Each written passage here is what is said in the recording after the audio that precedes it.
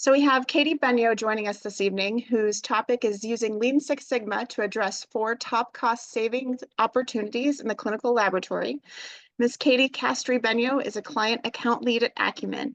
In the lab excellence service line, she and her team of tenured lab experts assess the performance of hospital laboratories relative to their peers, recommend and implement operational efficiencies, improve quality and service results, and drive bottom line margin improvement.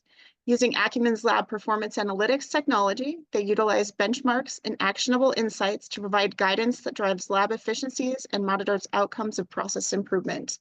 Katie holds a bachelor's degree in community health from the University of Illinois and a master's degree in health administration from St. Louis University.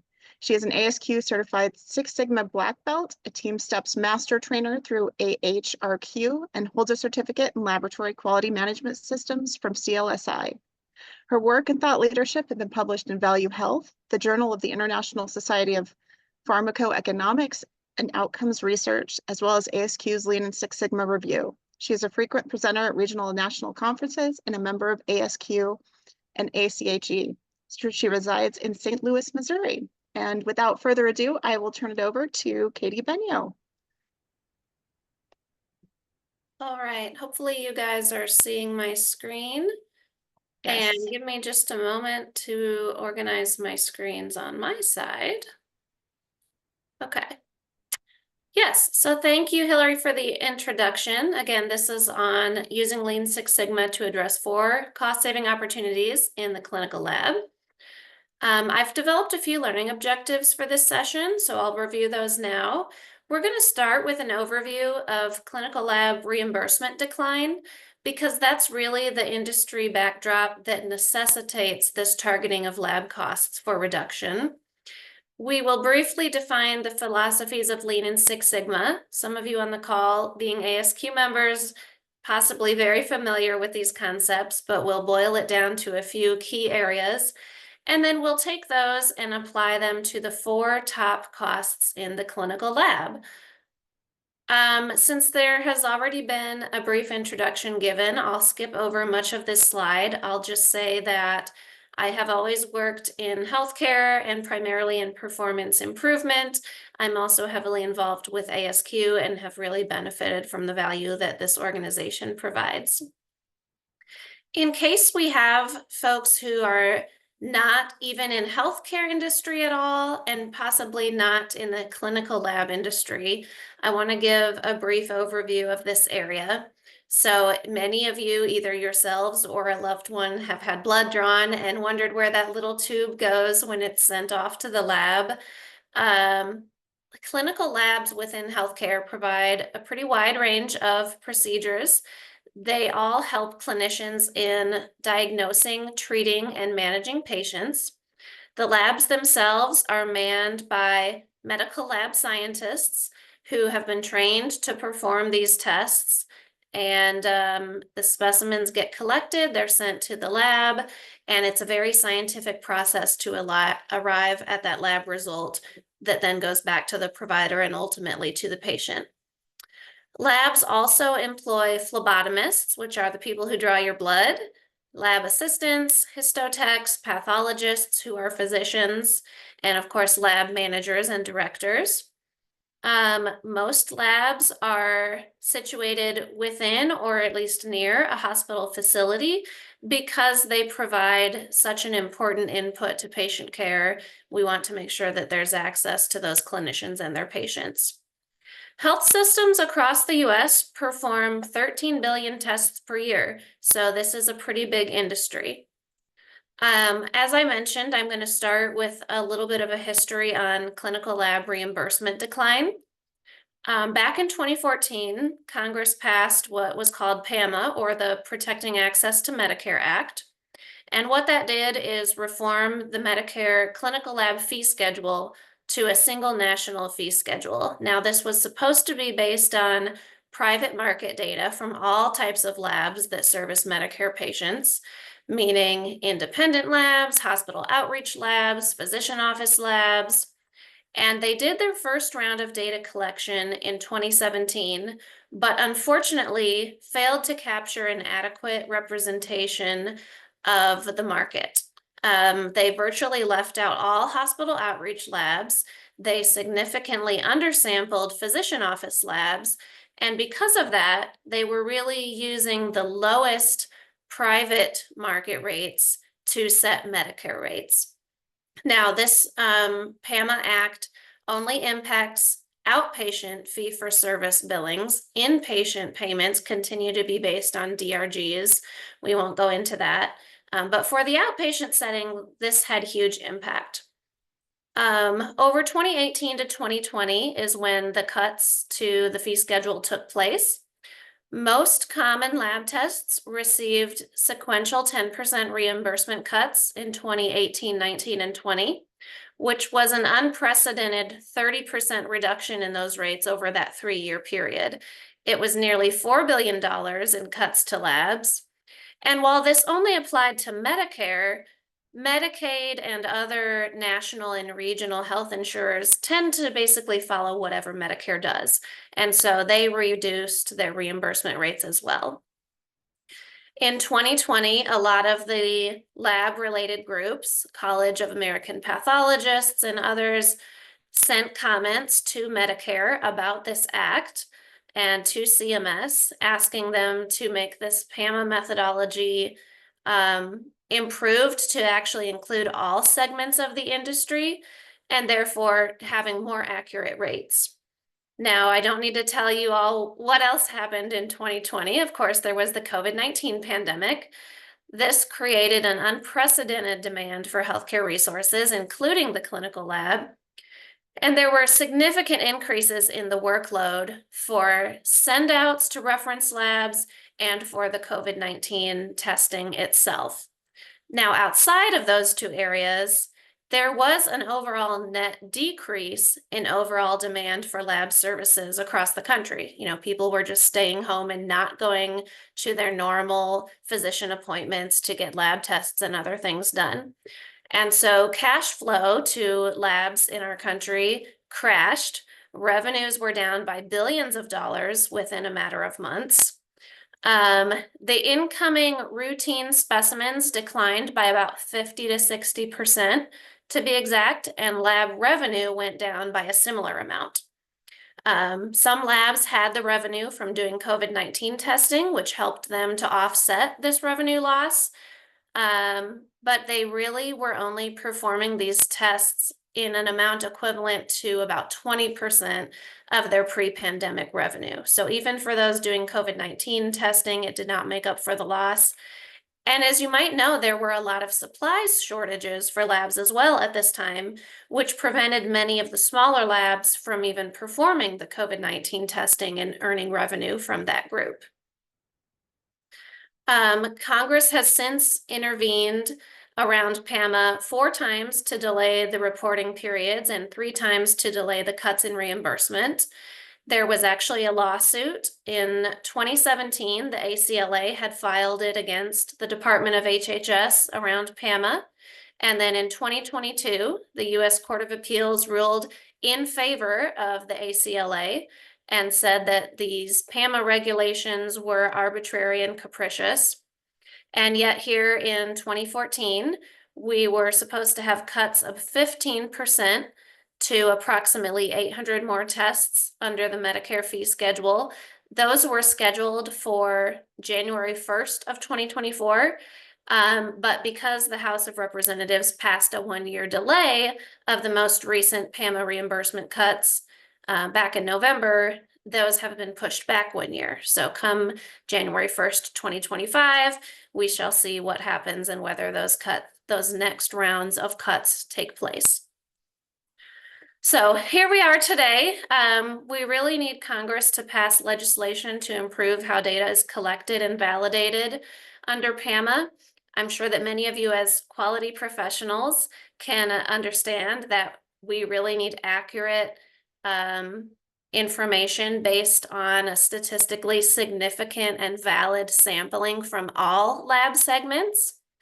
There is an act called SALSA, or Saving Access to Lab Services, which would give CMS the authority to collect new private market data and in that way so that it more widely covers the various lab entities that perform these services, whereas the previous data collection was inadequate. It includes a couple other things as well. It would be a reduction in the reporting burden and also a bit more gradual and phased in approach to these changes. And so for this reason, this SALSA Act is supported by several of the lab-related groups. So thanks for bearing with me through that. I think that industry backdrop is really important to understand because we have very little control over the reimbursement side of much of the lab industry. We are really forced to just focus on the cost reduction side of things. Next, we'll do a brief overview of Lean and Six Sigma. Again, many of you as ASQ members might be very familiar with this, so I'll keep it brief.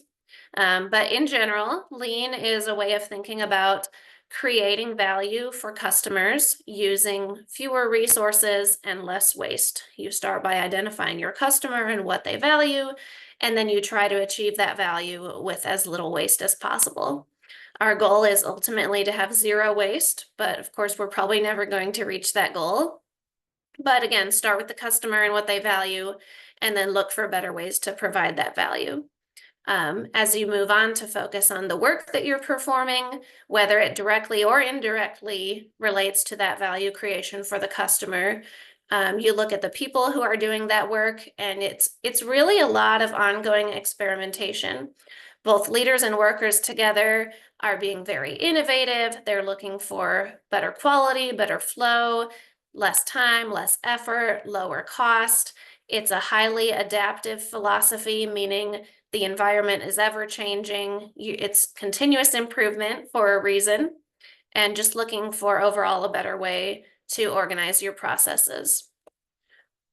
Six Sigma, on the other hand, is another similar methodology that provides organizations with tools to improve their business processes.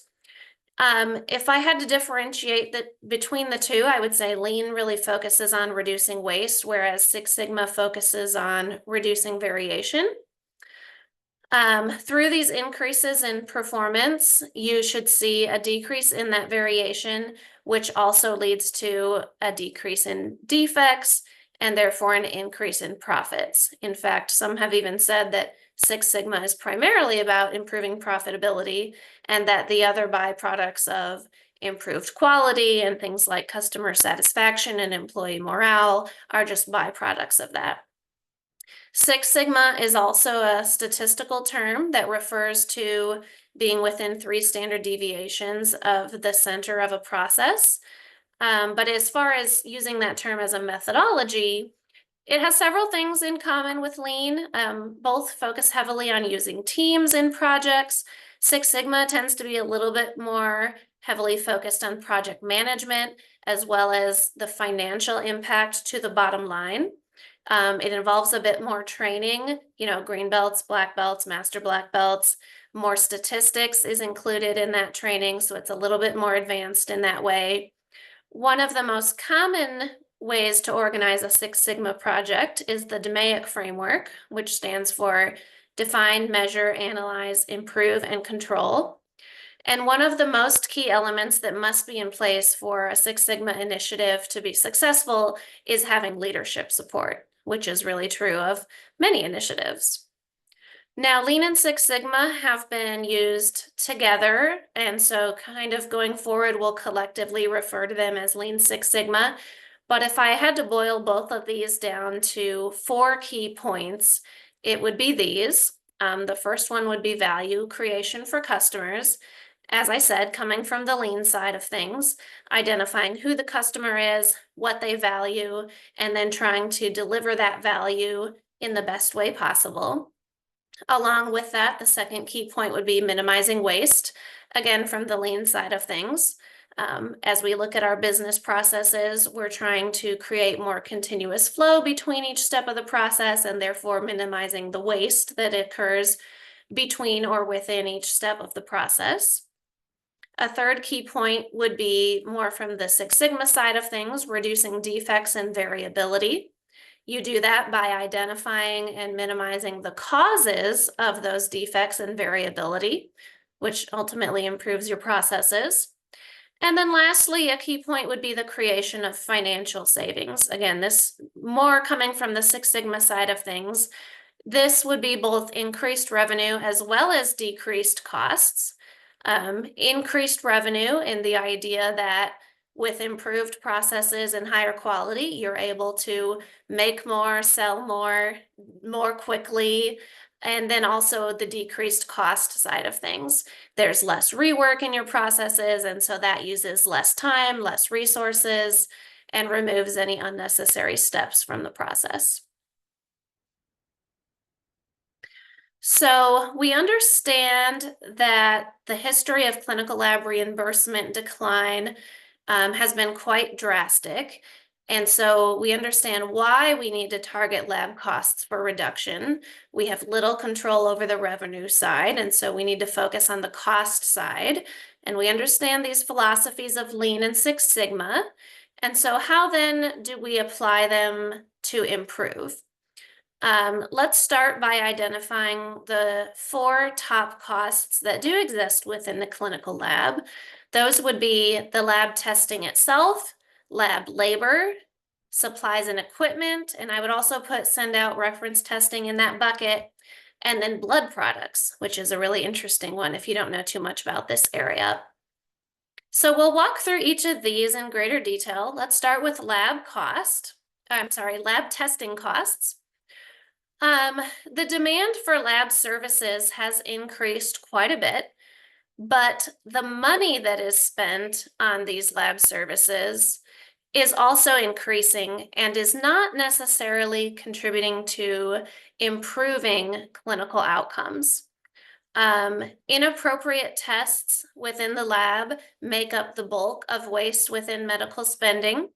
10 to 30% of lab tests that are performed in the US are either unnecessary or at least inappropriate. And there's not any correlation between the volume or cost of these ordered tests and the quality of patient care. There's also very wide variation in the lab test ordering practices of physicians and other healthcare providers. So having those 4 key concepts of Lean Six Sigma in mind, things like identifying what the customer truly values and minimizing everything else, reducing unnecessary costs, how might we address this cost of lab testing? Well, lab stewardship is a program that's become very popular for healthcare organizations. It's defined as the careful, responsible, and evidence-based management of lab resources by reducing any clinical lab testing that is unnecessary. Of course, the benefits of this are going to be that it increases your lab's capacity, it reduces lab's expenses, and therefore maximizes hospital profitability coming from the lab. But perhaps more importantly, it improves patient care, because if you are doing the correct patient testing, that's going to lead to more accurate diagnosis, better treatment. Lab stewardship also reduces blood collection, which we all like to hear, fewer of those tubes being drawn from us, right? Some of the key concepts of lab stewardship, and you can look at the literature, there's quite a bit out there now on what makes lab stewardship successful. That would include having a governance structure in place, implementing specific interventions, extracting data and monitoring that over time, and then coupling that with the strategies and tactics that you're applying for improvement, kind of tying the changes and the data together. For an ASQ audience, I thought perhaps out of all that, even for those not in healthcare, you might be most interested in the metrics and analytics portion of that. So I'll focus on that a little bit.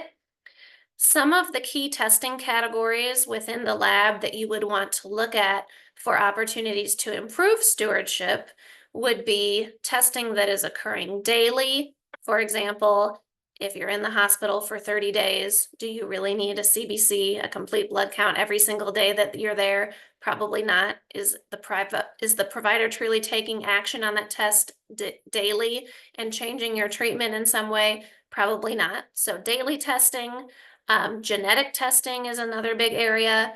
Testing that is high cost, what we call limited clinical utility testing. Molecular testing is a big area. Any testing that has since become obsolete and perhaps providers are not up to date with the most recent literature. Repeat testing and high volume testing. Now, what metrics you would want to track in each of these key opportunity areas would include not just the number of outlier tests, but what percentage of all ordered tests does that make up? What is the cost equivalent of that testing in terms of dollars? And then trending each of those metrics over time so that you can see how changes that you're making impact those metrics. Now, it would be great to also have this detail broken out by facility, by provider specialty, by test, sometimes even by individual ordering provider, as one provider at an organization can have a pretty significant impact on the overall numbers. And then patient type and patient location as well.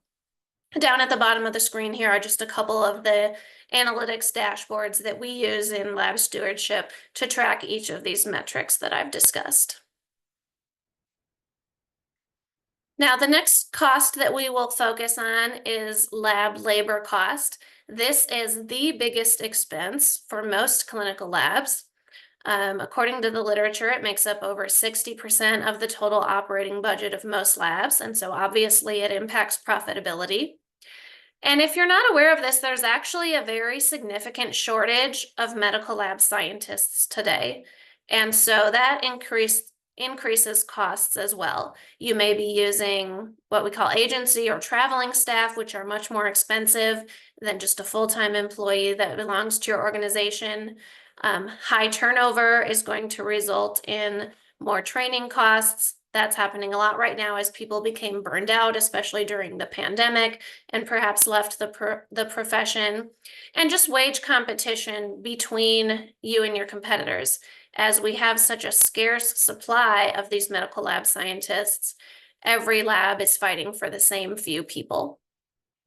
Now, a lot of labs are doing continuous improvement to try to make best use of the staff that they do have, but often they don't truly capitalize on the time and labor savings from process improvement. And so the opportunity that we recommend is something called labor optimization. This can apply to any industry or organization. Labor optimization is a long-term initiative, and that part is key, it's long-term, a long-term initiative to right-size the labor pool to the work that's needed to support the business. So, of course, start with the continuous improvement. Successful projects will reduce workload in theory, and then your labor pool can shrink over time as you are still maintaining or even improving on quality and service, meaning turnaround time. If the volume of service that you're providing is increasing, then that might look like simply maintaining the current labor pool as you grow volumes. If you have stagnant volumes, then that can be achieved through attrition, not a reduction in force. Some of the key components to labor optimization would be, of course, step one, the continuous improvement itself. Next, establishing labor oversight, using data analytics to understand the performance of your labor and other metrics, and then what I'm calling counter metrics to make sure that as you minimize staffing, that you are not negatively impacting quality or service and turnaround time.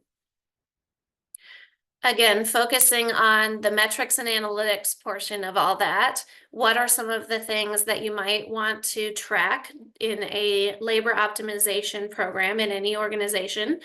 Of course, first would be volumes, meaning the units of service that you provide. In our case, number of lab tests performed or billed. Labor in terms of hours and FTEs. Then take those two and calculate a productivity metric, meaning units per hour or hours per unit, whichever you prefer. So in our case, lab tests performed per worked hour. You'll want to capture labor cost, of course, and then again, equate that to a calculation of labor cost per unit, or in our case, lab labor cost per test performed, as a way to measure improvement or decline in this metric over time as you perform process improvement and then make changes to your labor pool as a result of that. Down below, again, just a few screenshots of analytics dashboards that we use to do that. These might be a little bit small for you to see on the slide because there are quite a few of them. Now, the next cost within the lab that we will look at is lab equipment and supplies. The supply chain for lab costs have been increasing quite a bit at healthcare systems across the country.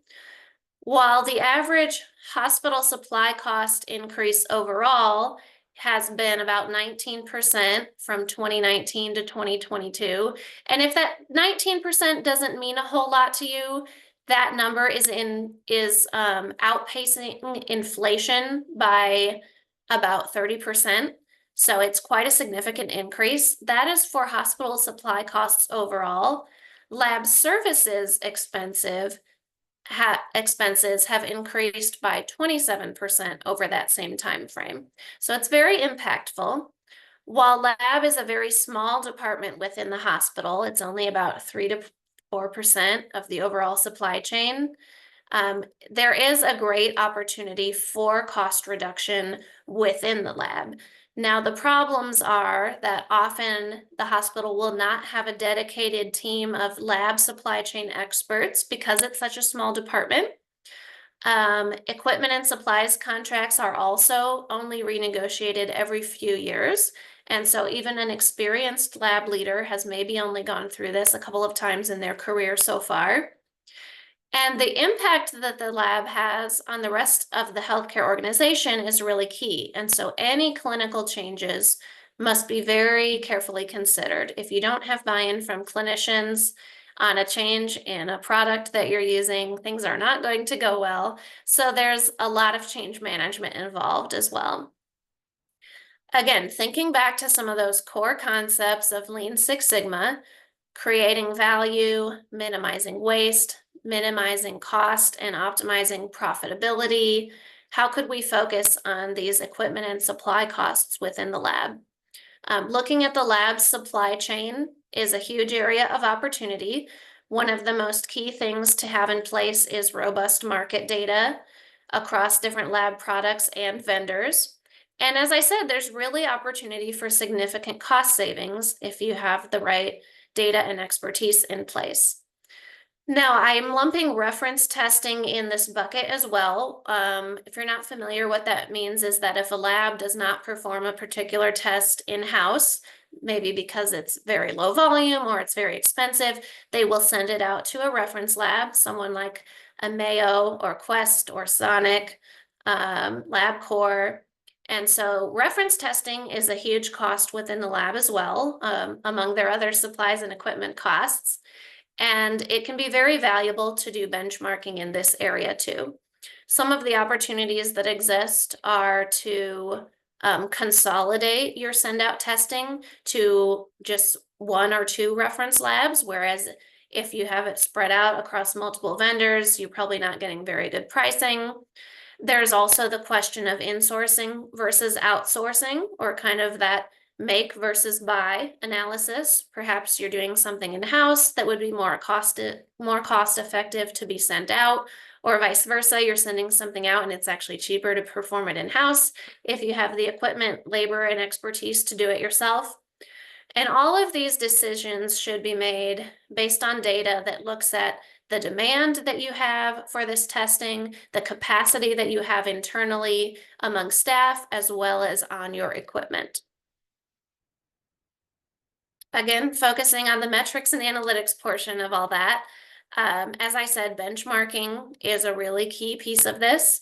You'll want to look across all different categories of the lab. That might include Looking at other sites who have similar spend, that would be looking across different vendors within the same category, looking across different categories. But that real-time market knowledge of pricing is very important because over time, pricing does change quite a bit.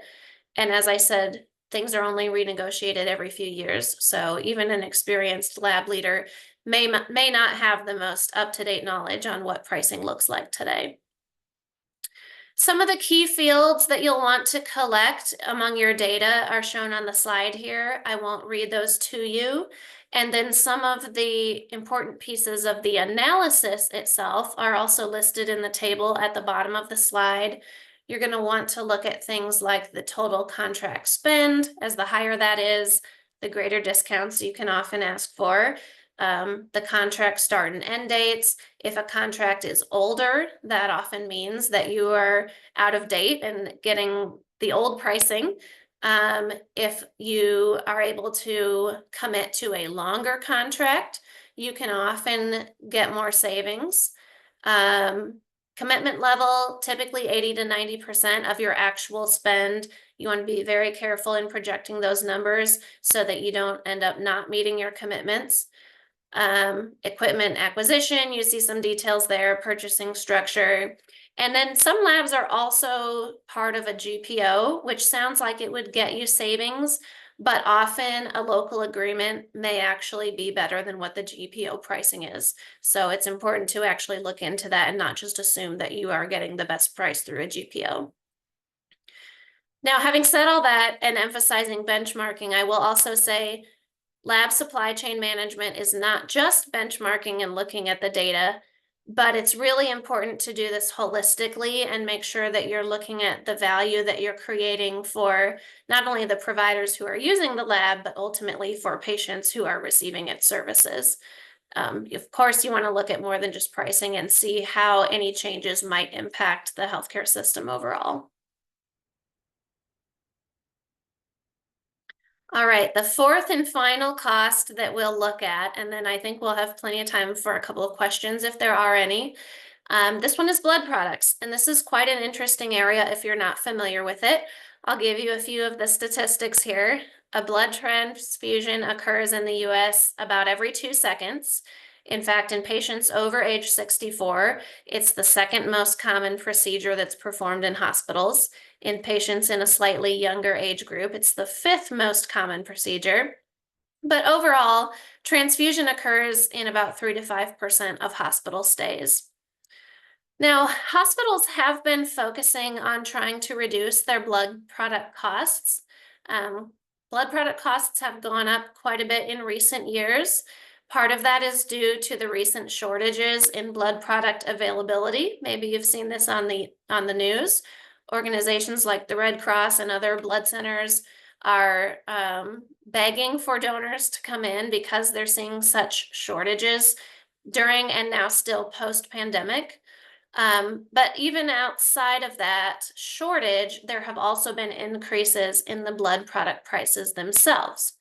So a lot of hospitals are looking to reduce their blood product costs, but the best way to reduce your blood product spend is actually to focus more on appropriate utilization of blood products. The supply chain conversation that I just covered on the previous slides around negotiation, not a lot of that exists in the blood product segment of the market. Blood products cost what they cost because they're a very scarce and precious resource, and you don't have a lot of room for negotiating those prices. So the opportunity here is really to focus on appropriate utilization of blood products.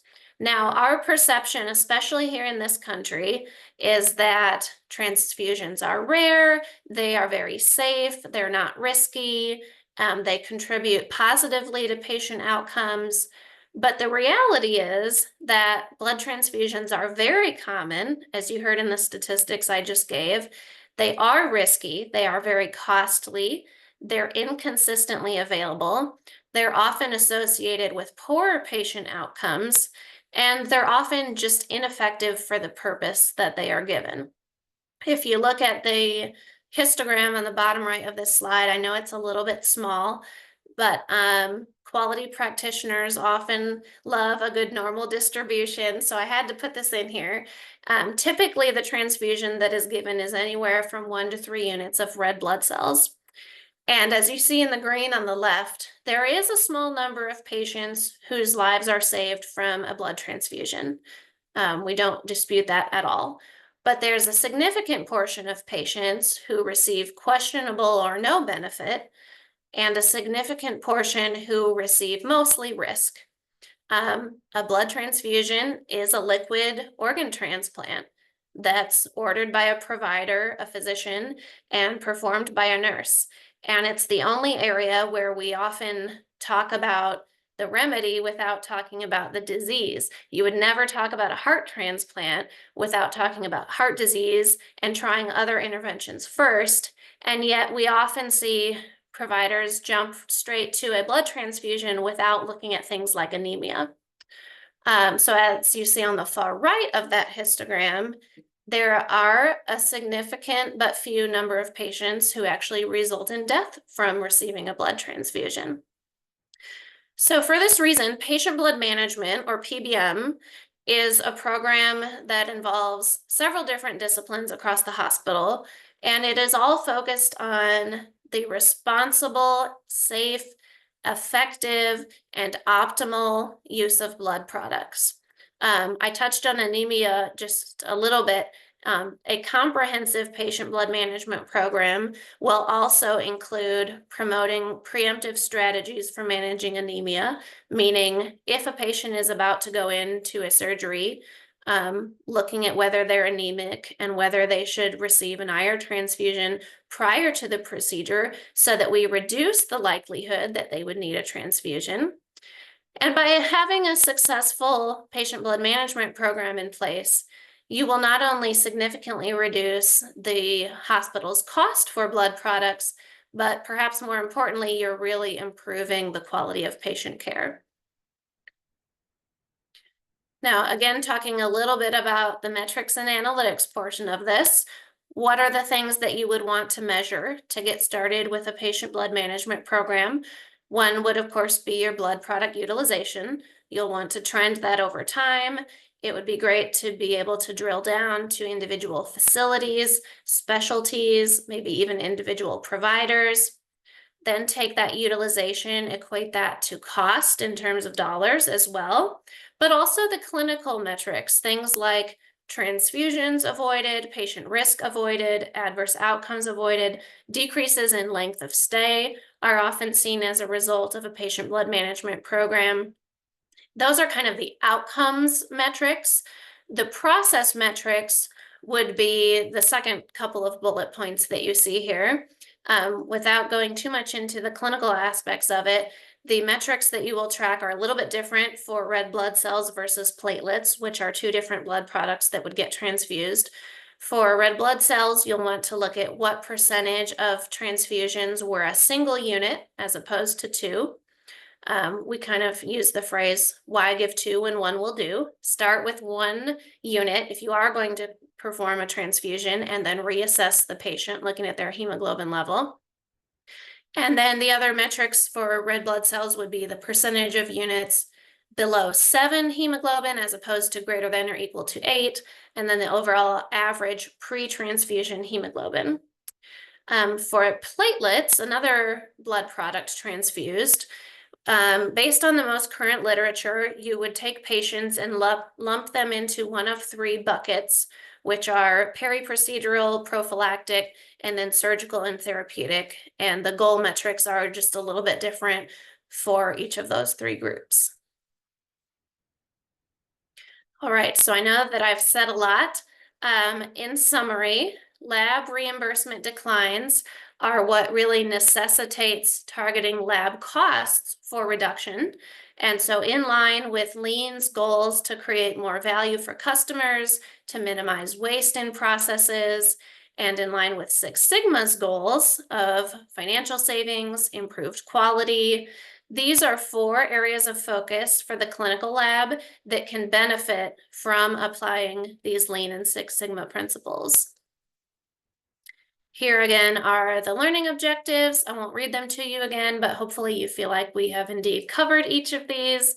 And then I've included my contact information here in case you have any questions that you don't get a chance to ask today. If you have feedback on the presentation, or if you want to learn more about any of these opportunities, if you simply want to connect on LinkedIn and keep up to date with what each other is working on, I'm very open to that too. So I'll leave that slide up here for a moment. And if there are any questions, either in the chat or if you want to unmute and ask, I certainly have time to answer those before I hand it back to Hillary for the other discussion. Hey, Katie. So we do have a question that came up in the chat. There are actually a couple now. I see them coming in. The first one is a multiple part question. So maybe I'll ask it in parts. Okay. The first part is, what were the top 3 items learned during COVID prioritized, and what is the industry management doing to mitigate these items while increasing patient service and lower costs? Wow, that is a very elaborate question.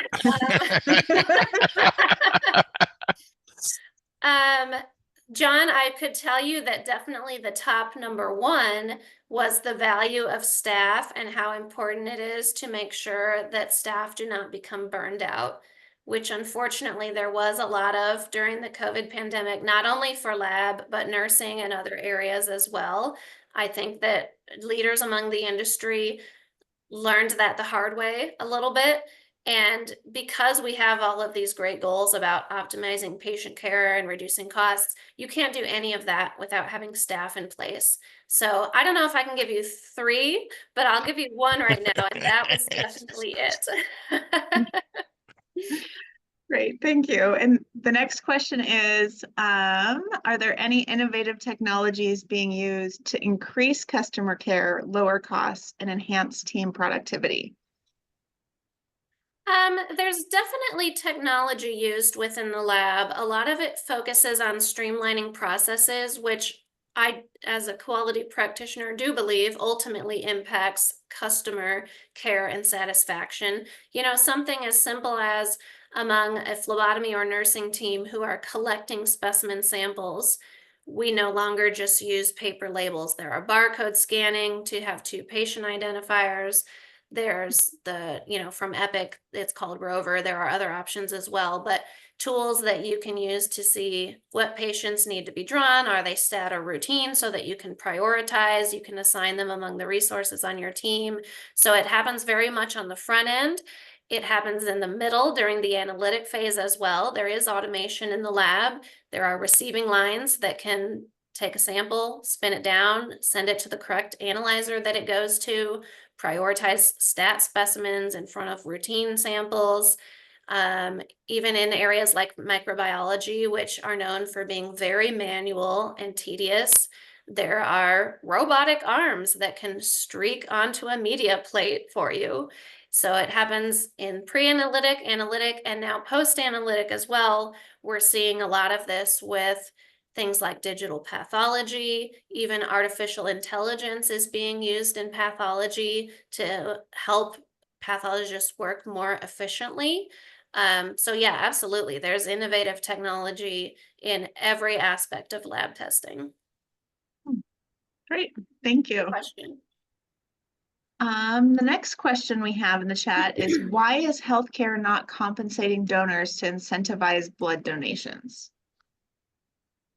That's a great question. I'm pretty sure when I was getting my master's degree, we had an ethics debate about this. While it sounds like a great idea on its face, there are problems with compensating donors for blood donations in the same way that there would be for compensating someone for another organ donation. You don't want to incentivize a low socioeconomic status population to resort to that if it's not something they would have otherwise done. I'm sure someone who's an expert in this area more than me could explain that in a better way. But if you think about it, while it sounds like it might be helpful, that might create some really negative ramifications for our society if we start doing things like that based on money. Someone who is in a great financial position, has now no incentive to donate other than, those who already do it out of the goodness of their heart. And someone who might not have normally been comfortable doing that may be under financial pressure to do something that they are now going to be receiving a reward for. I'm pretty sure there are some very interesting articles on that if you just start doing some Googling about the pros and cons of it. It's an interesting debate, but I land on the side of that might end up very poorly. Really interesting question, though. Yeah, I would encourage you to Yeah. read a little bit about those thoughts. Yeah, I do see companies out there for blood donation that do offer raffles for gifts, for like gift cards when people donate. So it's not an Yeah, automatic compensation, but yeah. you might receive it at some point. Yeah, there's that. There are rewards programs. If you give X number of times, you get a $10 Amazon gift card. So there are small things in place, and I'm sure blood centers are doing everything they can to get people in. Um, but that's a little bit different. And now, if you are going to give for a commercial company who's doing more like clinical research, they Mhm. do reimburse for donating products. So that's a little bit different industry. Okay. Our next message in the chat was from Jennifer, who said, I work for Creative Testing Solutions, the lab system responsible for 75% of the US blood supply. My company has done all of the things on the slides to reduce costs. Great. Okay. That's amazing. You probably have some tips for the group as well. If you feel comfortable unmuting and sharing, please feel free. Yes, I'm a little bit familiar with CTS. Red Cross is one of our clients as well. So I've Yeah, so definitely. one of the things we did, Katie, can you hear me? Yeah. Hi, this is Jennifer. Yeah, one of the things we did was we joined with the Red Cross Labs some years Yep. ago. And Hmm. so that gave us a lot of clout with the vendors. So that's one of the ways we reduced costs there. And we've been doing Lean Six Sigma for the better part of a decade now. And we actually Hmm. have an entire department devoted to operational excellence that finds ways to cut costs and do all of the things that we can possibly do to increase units tested per full-time employee and all of Hmm. that. We're about to switch over to a different testing piece of equipment, the Abbott Alinity. I don't know if you're familiar with that, but we're implementing that in July throughout our laboratory system as a rolling implementation. And that will also help us reduce the units per full-time employee tested. So we're doing everything we can to cut costs, to keep the costs down to our customers, which are basically hospitals. Right. Yeah, thank you so much for speaking up. That added detail is really helpful to hear. That's great. I mean, you guys are such an important piece of the process overall. So it's wonderful to hear that you're trying to optimize everything that you're doing. And you are absolutely correct about the ethics involved in paying people to donate blood, because the first safety barrier we have is for people to be honest on the questionnaire when they donate. And There you go. Yep. if they Yeah. have too much incentive to not be honest on that questionnaire, it raises the risk for the unit. That's a great point. That's an aspect that I didn't even touch on, but now that you say it, yeah, excellent point. Okay, so we have a couple more questions trickling in, and a couple of comments just saying thank you for your presentation. What preventative steps are being taken to help reduce the key root causes for needing blood transfusions? Yeah, the biggest one I touched on a little bit is anemia management. Anemia management is part of a truly comprehensive patient blood management program. The previous definition was more about OBU, or optimal blood use, just meaning, the right product for the right patient at the right time. And because we're now trying to avoid even giving a blood product to a patient who may not benefit from it and therefore would only receive the risk of it, anemia management is a huge component of that. If you screen patients up front, whether they're pre-surgical or OB, or even just chronic anemic patients who may not be being treated by a primary care provider for anemia, that's a huge opportunity to improve patient care. It's much more proactive to address anemia on the front end than to give a transfusion later on during a procedure. Our next question, can you share some strategies to engaging providers on lab stewardship, especially minimizing orders for lab testing and daily draws? These are all great questions. My advice on that would be, when you start a lab stewardship committee, start with a project that they're really passionate about. There's probably something that they're frustrated with that kind of falls under the umbrella of stewardship and may reduce cost and improve care in some way, but something that is their passion project. And if you can win them over with success in that area, then providers are often more open to continuing the committee looking at other opportunities as well. Okay, thank you. That looks like it's we actually had one just pop in. Okay. From Mark. He said, while I'm not in healthcare, I've found your presentation relatable. We have shared challenges which you've addressed through Lean Six Sigma. Your insights are highly transferable, Katie. He said, thank you. Okay, so not a question, but a very nice comment. Thank you for that. All right. Well, I will stop sharing slides, Hillary, and let you take over and continue on with your program. But thank you to the audience for being so engaged on this. I really appreciate your questions and comments. And if anybody would like to reach out to me and connect, please feel free. Okay, thank you, Katie. Thanks for taking the time out of your evening this evening to present to us. We really appreciate it. Of course. All right, I will go ahead and share the announcements again.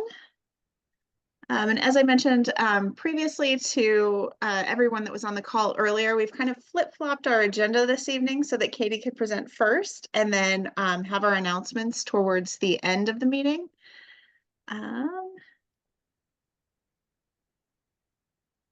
Just get set up.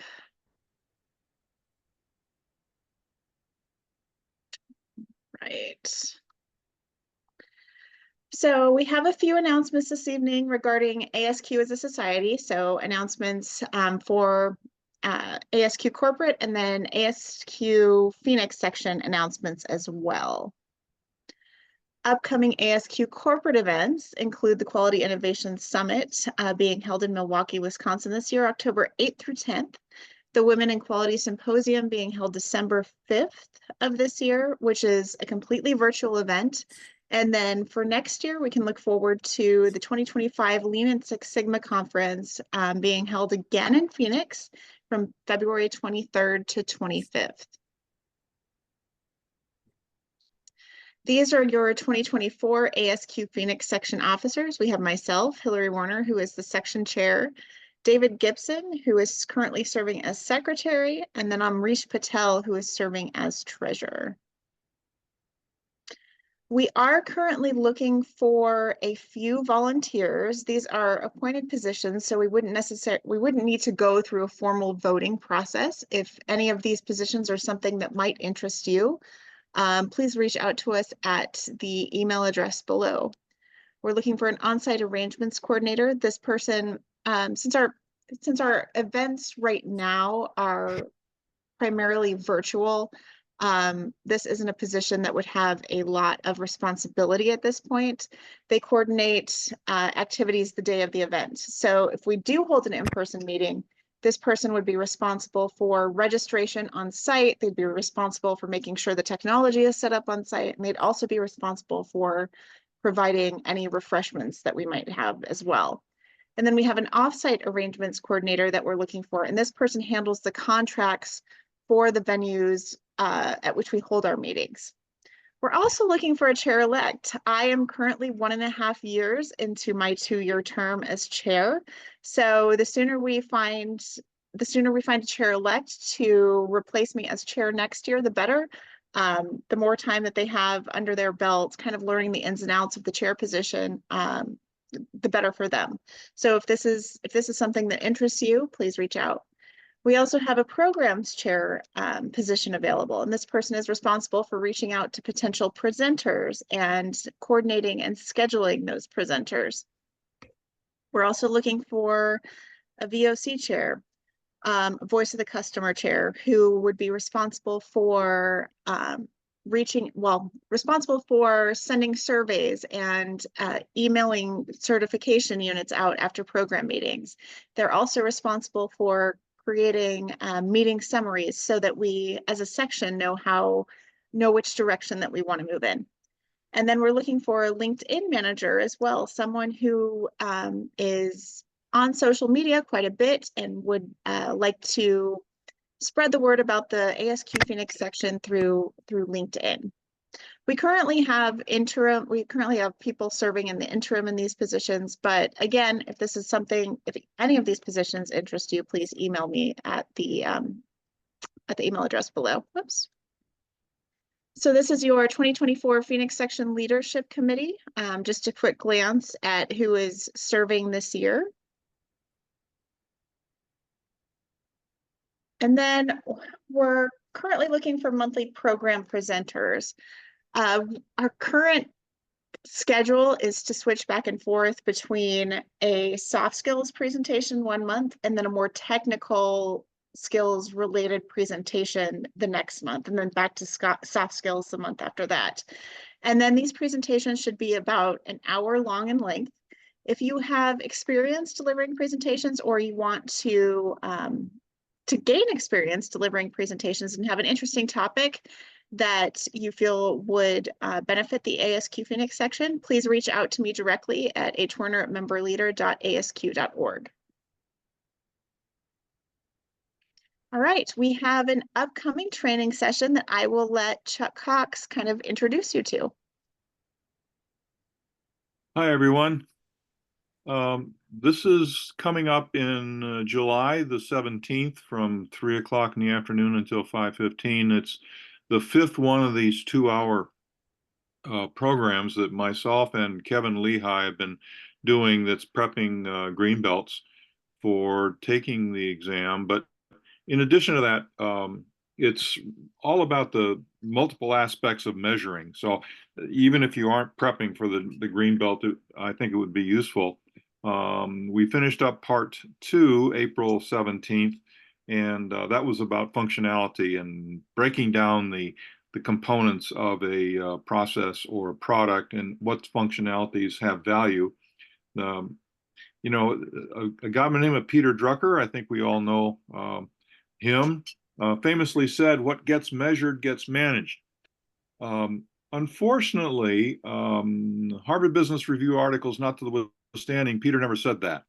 However, I think we can all agree it's important to understand the elements of a process or the functionality of a product in order to design and sustain high levels of performance. So the second part, we're going to be talking about these 5 elements. That these are tools which have proven over the years, and some of them are like 50 years old. QFD, for example, I wrote a book on that back in 1998, so a quarter of a century ago, and at that time QFD was like 25 years old. So the business of how do we capture what is expected so that technical people can then design something that matches and even exceeds what the expectations are off into the future. So what we're going to do July 17th will be to basically walk through these 5 tools and show you how they can help you.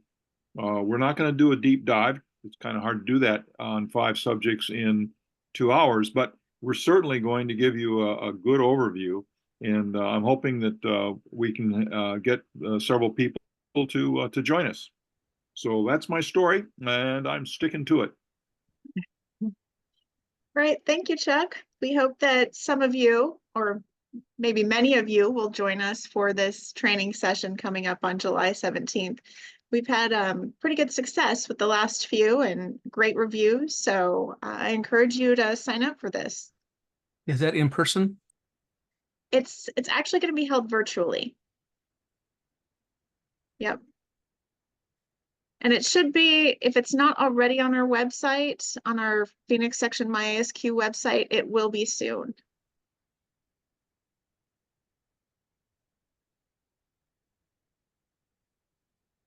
Okay.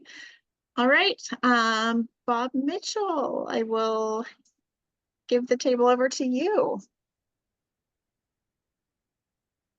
Well, good evening, everybody. How are you doing? This is your friendly neighborhood quality practitioner coming to you from the confines and comfort of my home.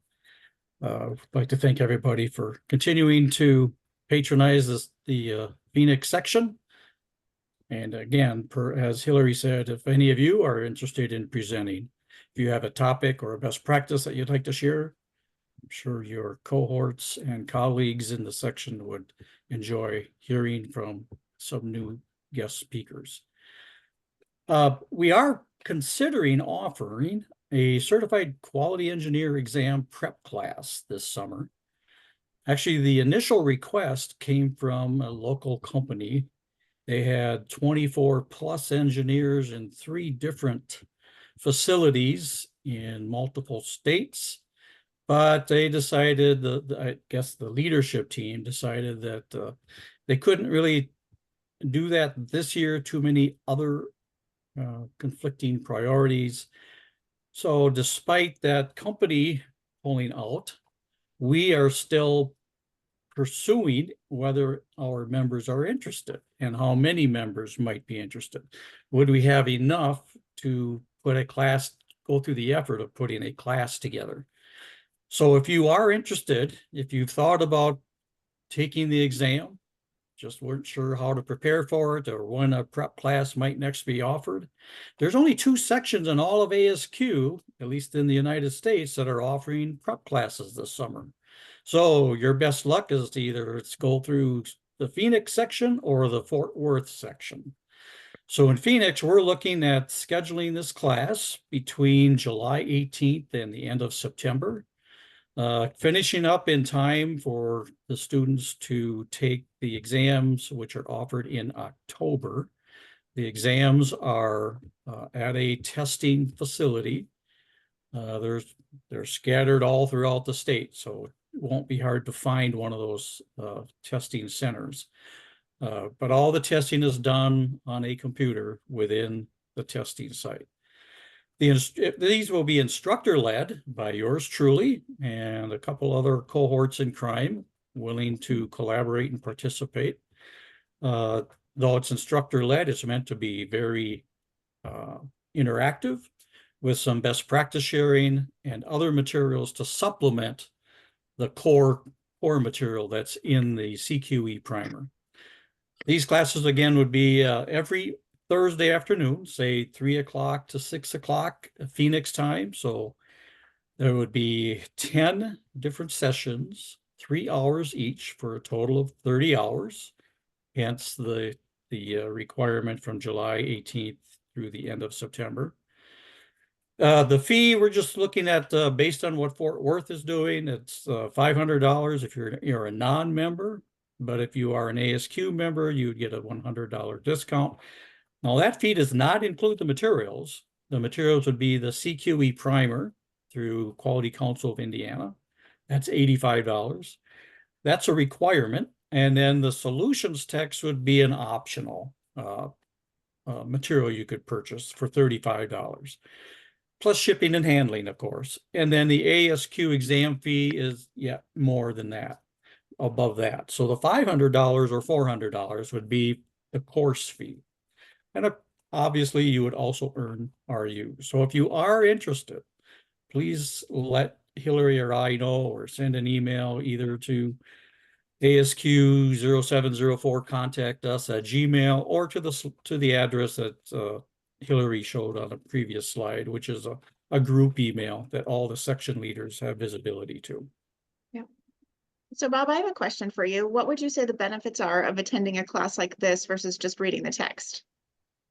Well, you get to learn some case studies, and you also have the advantage of dialogue and discussion amongst your peers and colleagues who are taking the class.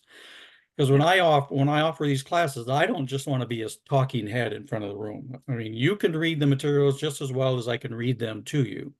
The great value of taking these classes is that I can provide, and I do provide, numerous examples from my 35 years in industry.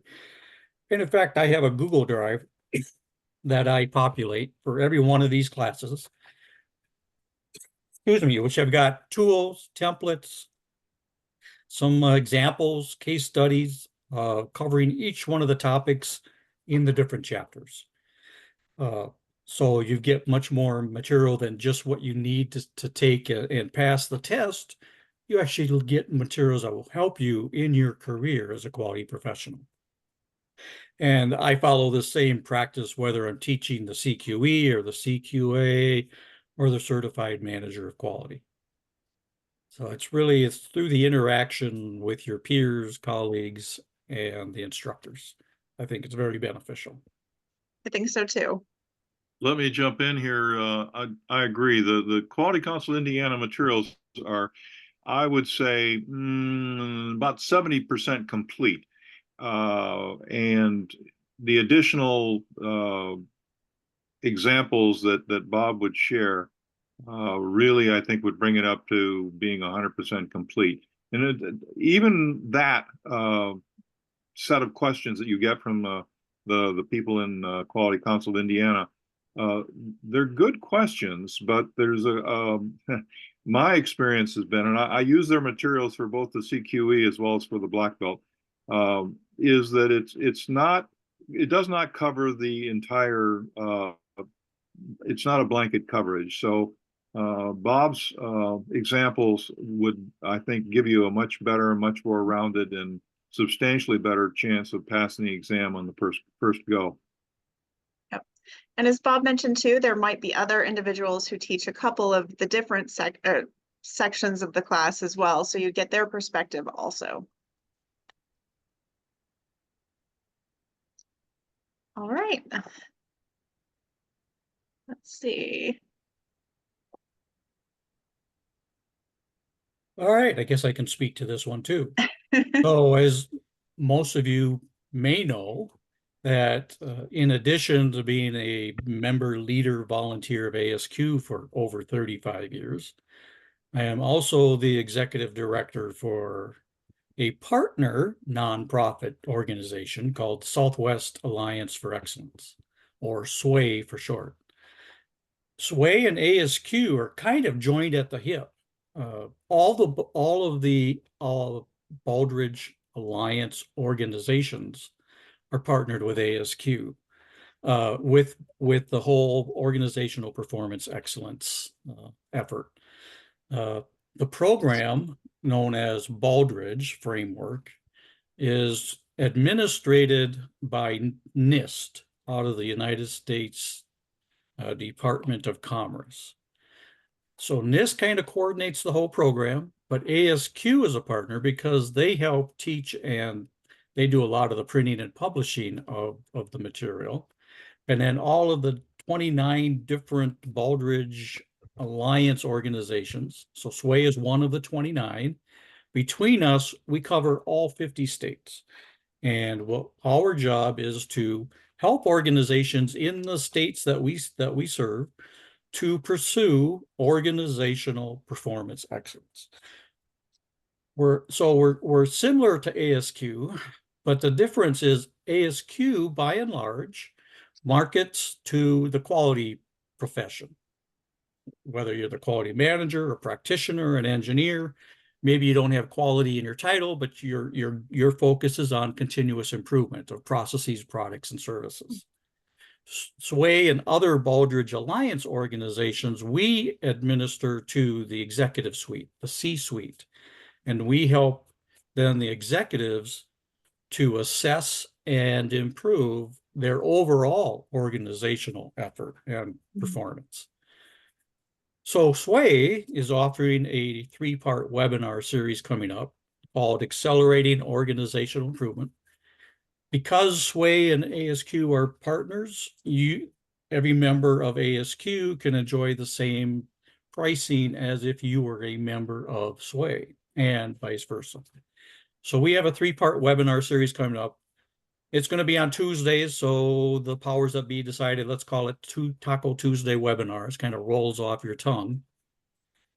And this will be one webinar per Tuesday in a given month. So July 9th, then August 13th, and September 17th. They're all from 10 to 11 Phoenix time. It's open, they're free and they're open to the public. So we're just kind of announcing it here, but even if you're not a member of ASQ Phoenix, if you're a member of ASQ, it's still free and open to you. And you can get details on both our ASQ, my ASQ community site, and if you want to go to sway.org, you can find the information there as well. But these will be 3 one-hour webinars, one a month on Tuesdays. Thanks, Bob. Oh, and you will earn RUs for attending as well.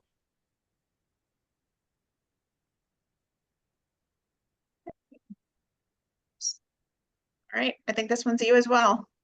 Yeah, so the last one here is in addition to being a member leader of ASQ and being the executive director for Sway, I also consult as a Quality Bob.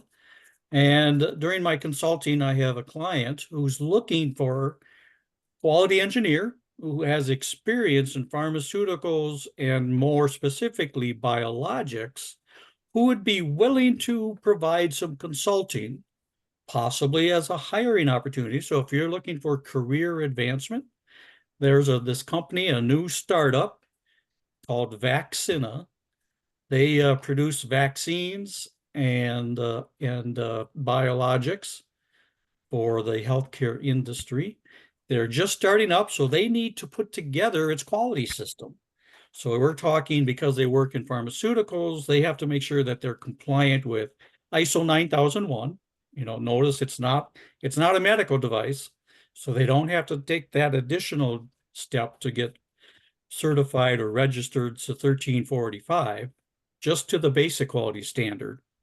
But in addition to that, they're looking for someone who can help them through the FDA's good lab practices. And the FDA has a requirement called CFR 210. This would be like good manufacturing practices for pharmaceuticals. So if you fit that description of what they're looking for, and if you would like the opportunity to work with another company, maybe not as an employee, but maybe you're looking to supplement your income and you'd be interested in consulting. They're looking for your talent, whether you just want to consult or if you're looking for possible hire. So if you are interested, here's the contact information. Joe Hunter is the executive. He's the CEO. And he has his email below. And if you want to contact him with your interest, that would be fantastic. Okay, perfect. Thank you, Bob. Just quickly sending an email address here and then move forward. Oops. All right, so we have some upcoming networking events in 2024. We are hoping to have a wine tasting organized within the next couple of months. We're in the process of looking into different locations for the wine tasting at this point. So hopefully we can narrow that down and then get an announcement out to you, like I said, in the next couple of months. But this will also be posted on our ASQ Phoenix website on My ASQ under the events tab when it actually does go live. And we'll of course send out an invitation via constant contact as well.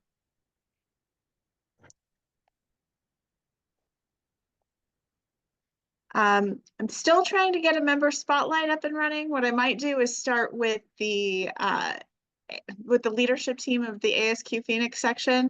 Essentially, this member spotlight would highlight your accomplishments in our newsletter in an effort to increase engagement and networking. So you'd be asked questions about your hobbies, about what you do for work, about those things that you enjoy, maybe a big project that you're really proud of, those types of things. Since we haven't gone back to in-person meetings, networking has been a little more challenging. And I think this would be a great way to kind of to increase that. So if you're interested in participating in this initiative, please contact me via email at hwarner@memberleader.asq.org. Okay. We are currently doing a ASQ Phoenix section program drawing. So if you attend our monthly meetings and you are a member of the ASQ Phoenix section, your name will be entered into a drawing for a 20-ounce branded travel mug. Again, you must be a Phoenix section member and you must attend the monthly program meeting in person or remote. In this case, it's remote most of the time. The travel mug will be mailed to your preferred address. So if you do win, as our winners know, I do reach out to you via email to confirm a good mailing address. So as I understand, most, if not all of our winners have received their travel mugs. I do hear back from time to time, which is great confirmation for me that you have received the mug. And you are eligible for 1 mug per section member per year. So if you won one last year, your name is still being entered into drawings for those meetings that you do attend this year. And our most recent winner was Roy H. He was our winner for our May meeting. So congratulations, Roy.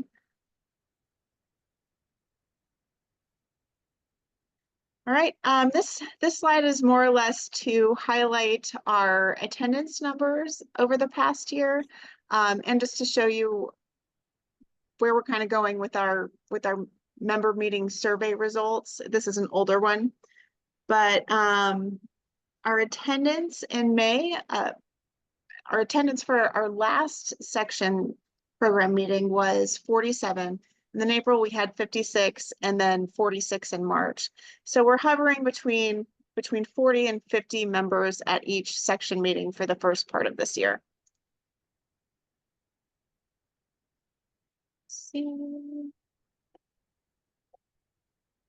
Okay. Last May, ASQ deployed the My ASQ platform. Hopefully by now, most of you have been able to visit the new revamped website. There are several exciting things that are on here that make engagement a little bit easier. I'll point out some of the tabs and where you can find all of the information that we post on the website. So once you navigate to the Phoenix section's website, if you go to the events tab, this is where we house all of our upcoming section events, including conferences and monthly programs. The discussion tab houses our job board, which is updated weekly. So if you're looking for a new position or know someone who is looking to promote, this is a great tool to visit in order to find jobs. And under the library tab, this is where you'll find the previous program recordings. You can watch these program recordings for our use. And actually, I forgot to update the name. You can mail or email Bob Mitchell for the RU certificates for these. And then we have also under our library tab, this is where you'll find newsletters, handouts, presentations, and mini papers. And this is just a little plug on section member benefits. So as a baseline ASQ professional member, you'll receive professional networking within a global organization. So you'll have access to different quality professionals across the globe. You'll receive discounts on training, programs, events, conferences, and certification. An interesting fact is if you attend one conference provided by ASQ annually, the discounts you receive through your membership actually pay for the membership itself for that year. So it's totally worth it if you do plan to attend an ASQ conference. And it's worth it for all of the other member benefits as well. You also get access to online and published content. So you, of course, have access to the MyASQ website and all of those things that I just showed you on our website. You also get updates on professional news and issues for current best practices and innovative emerging trends. And you also are able to attend Phoenix section networking events. Now, if you are already an ASQ member, you may be eligible to level up to senior membership for the same cost as professional membership. The criteria for senior membership include you must be an ASQ member in good standing for just a year. You must have 10 years of professional experience, and then you need one of the following. You need to have conducted quality related work for at least 2 years, which I'm sure most of you have. You need to have taught quality related classes at a college for 2 years. You need to have been a senior member of another comparable organization, or you need to currently hold an ASQ certification that requires recertification. And at WCQI this past year, or in May, I was informed that you can upgrade to senior membership when your renewal is due. Previously, they were allowing people to upgrade prior to that membership renewal, but they've switched it, so you can now upgrade once your renewal is due. And then, of course, benefits of senior membership, senior members receive one additional journal or magazine of their choice, or they can get an additional membership through another ASQ geographical section. All right, so a few wrap-up comments. Please be sure to fill out the event satisfaction survey that you will be receiving with your RU certificate for your attendance at this meeting. You'll be receiving that email from our VOC chair, our interim VOC chair, Robert Mitchell. Our 2024 program schedule, we are currently striving to provide as a leadership team 12 hybrid meetings. We're not actually providing the in-person meetings so much this year, but you'll have the 12 virtual program meetings. We would like to provide one tour of a company, winery, or brewery. As I mentioned previously, we're working on a wine tasting, so that would count towards this. And then we're also planning to put together one community outreach event, most likely at Feed My Starving Children, Habitat for Humanity, or something of the like. And this one will also be in person. And then coming up July 11th, so our next monthly program meeting, we'll have Quality Bob Mitchell presenting on the Baldrige framework, an opportunity for quality professional development. So that is a do not miss presentation. You'll definitely want to see that. You can check out the ASQ Phoenix section on social media. We are on most, if not all, of the various social media platforms, including Facebook, LinkedIn, Twitter, Instagram, and YouTube. Are there any final thoughts, comments, or questions? Oh, we have, oh, thank you. Thank you, Mark. We had a nice compliment. And to our leadership team, he says, awesome job. That's very much appreciated. And I did happen to put my email address in the chat earlier this evening, just so if you are interested in that certified, in that CQE class that Bob was mentioning earlier, you can go ahead and send your interest to my email address and I will let Bob know. Okay, I don't see anything else in the chat and I haven't heard anyone unmute themselves. So I just want to say thank you for attending this month's member meeting. We really appreciate your attendance and we hope that you'll be safe, stay healthy, and that you'll join us next month for Bob's presentation. Have a wonderful evening, everyone.